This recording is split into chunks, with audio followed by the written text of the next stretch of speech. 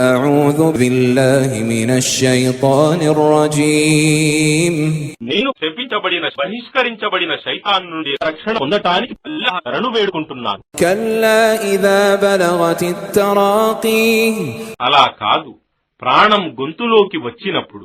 وقيل من راق మరియు ఎవడైనా ఉన్నాడా అతనిని మరణం నుండి కాపాడటానికి అని అనబడుతుంది. وظن أنه الفراق మరియు అప్పుడతడు వాస్తవానికి తన ఎడబాటు కాలం వచ్చిందని గ్రహిస్తాడు. والتفت الساق بالساق మరియు ఒక పిక్క మరొక పిక్కతో కలిసిపోతుంది. إلى ربك يومئذ المساق ఆ రోజు నీ ప్రభువు వైపునకు ప్రయాణముంటుంది.